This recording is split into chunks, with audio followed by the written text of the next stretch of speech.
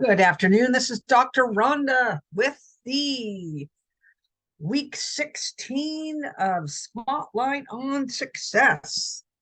We have a phenomenal program for you this week. We are building on weeks 1 through 15, where we talked about various people, process, and technological advances for you as business entrepreneurs and leaders looking to take and scale your business either exponentially or to the next stage. Today, we're going to talk about the power of innovation management and how that really helps us tie a bow around the people, process, technology triad that we've been talking about in different ways, shapes, and forms throughout the years. Why is this so important, this idea of innovation management? Because it's really about bringing all those pieces together, the planning pieces, the resourcing pieces, the efficiency pieces, the culture, the leadership aspects, and just the holistic nature of helping your company drive value to the highest level. And in fact, when we look at an innovation management framework, be that ISO 56000 or a commercial variant or something that we're fielding within our own organizations to help us go further, faster through AI, etc., or some other technological deployment, the first thing we need to look at, right, is the value component. It's the should be the only reason why we're doing what we're doing. We're either driving value externally for our customers, our clients, or we're driving value internally through operational efficiencies. And so as we're moving through being able to harness innovation management, it really helps if we start with the end in mind. I know we've said that a couple different times throughout these different sessions, and here we are again at week 16 saying the same thing. So start with the end in mind, right? The value derivation of undertaking any implementation or initiative. And how do we do that is we go back and we start where we said we wanted to be at. So as we look at 2024's OKRs, KPIs, metrics and measurements and targets, where did we say we wanted to be at? And now, if we're going to undertake a new technology, we're going to apply AI. We're going to look at process efficiencies. We're going to hire a new person, contractor, employee. Maybe we want to partner with a new entity, right? How is that outcome and results that we said was so important to us for 2024? How is that going to shift? Are we going to 1 exit, 2 exit?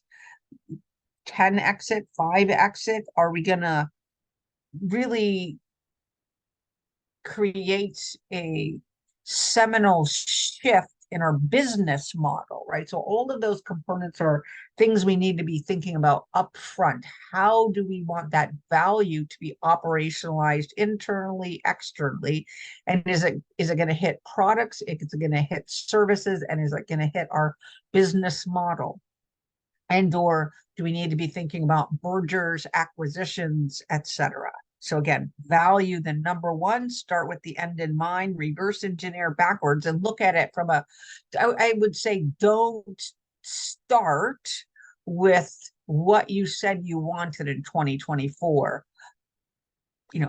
Turn that page over and just think outside that box, right? Think outside the box of what if we took this new technology? What if we took AI? What if we acquired or merged? What if we had this new partner? What if we had this new solution that helped us do process optimization, right? So don't box yourself in to what you could see last year going forward for 2024, right? Allow this new knowledge to set a completely new baseline for you so that that old plan doesn't become the floor of your new plan, right? Use it because obviously you thought through things, you have components of it that you really like, but don't set it in stone that you have to operate to that, right? Allow yourself to leapfrog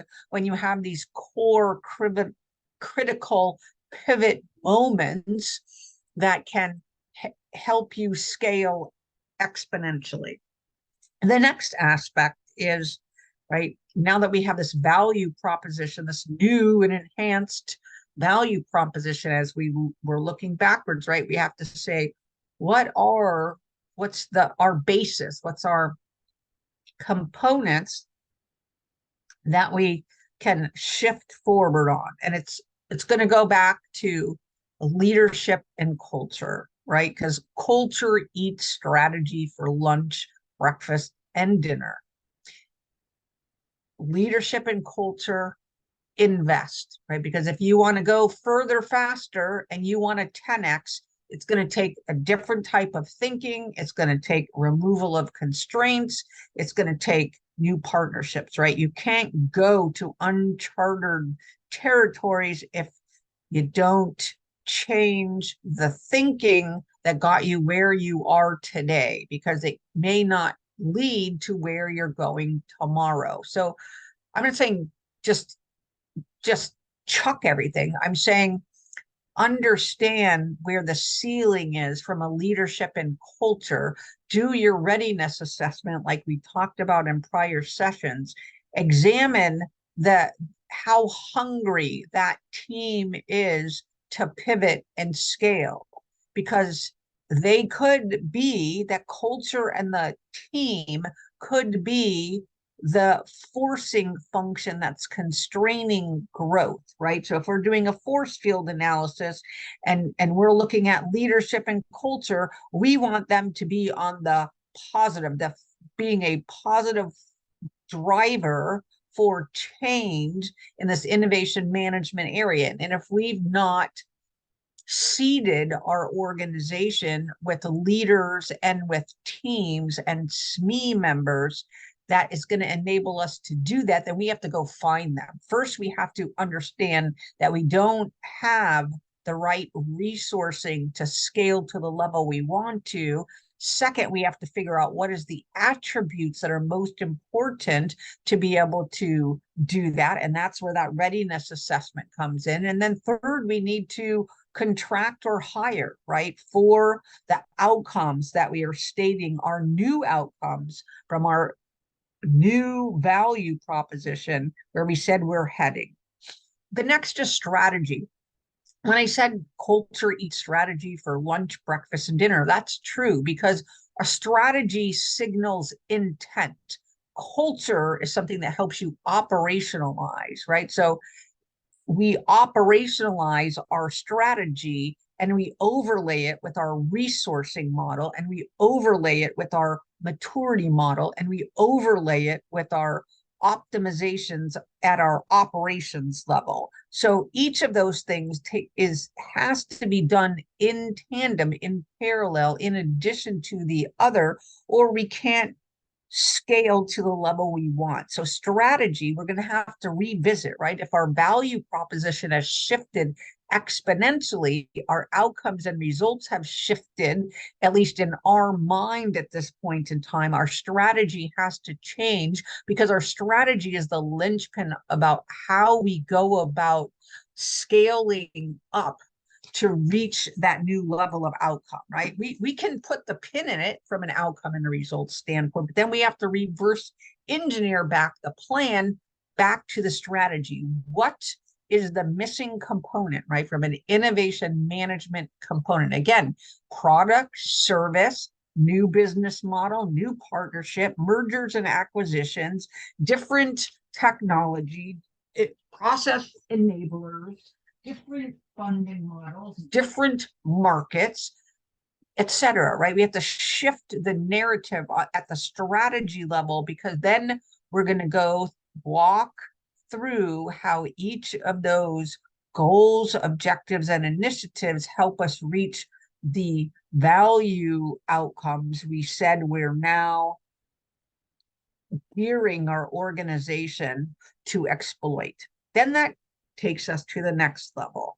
Exploiting insights. That's part of the innovation management puzzle, and it's part of what are we going to bring to this next level of operating in our businesses. If you're an entrepreneur, if you're a solopreneur, if you're a senior leader, an executive leader, a CEO, part of the C-suite, thinking about starting your own business, right? The data that we can collect and analyze and harness for our decisions is key, right? So this is, again, going back to how we think about scanning the, right? So we have to think about what were the critical pieces of information that we used to shift our value proposition on.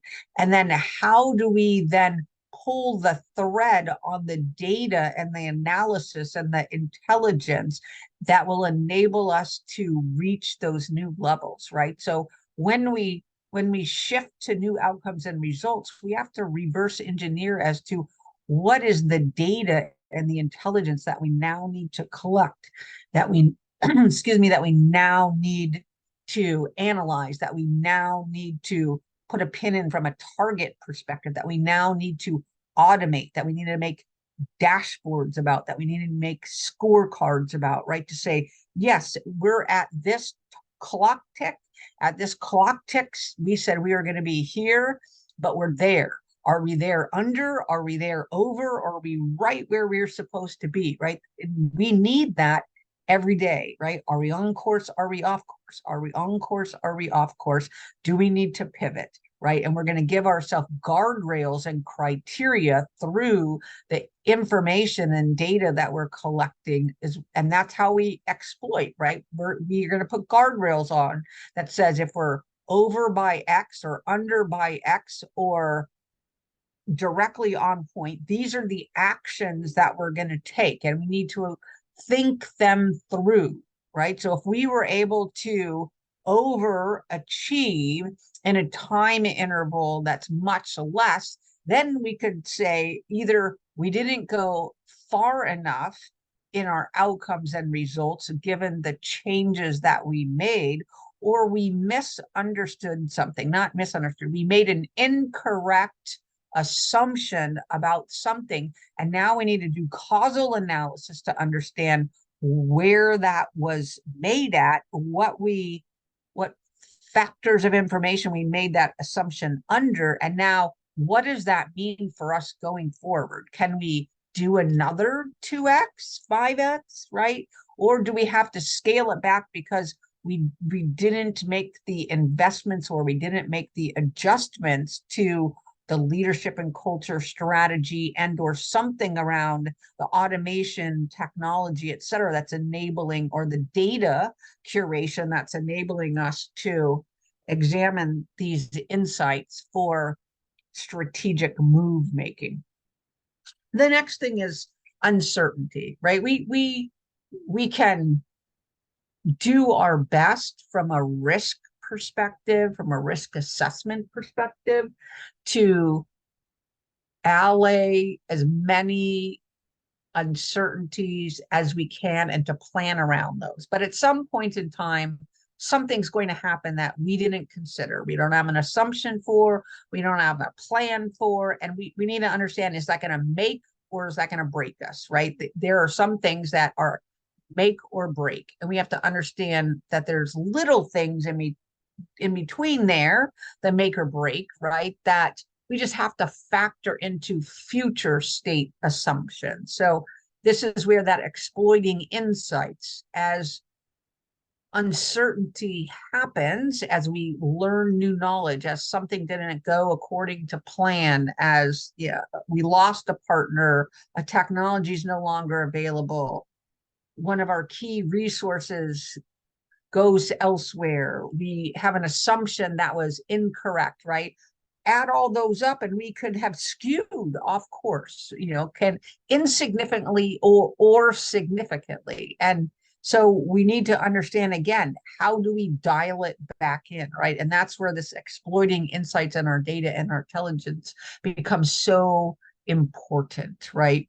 And being a learning organization as we move to greater amounts of adaptability will ensure that we're able to pivot in the face of change, right? So uncertainty is about making sure our business model or our new business model can take our ideas or technologies and services to market under our new value proposition. And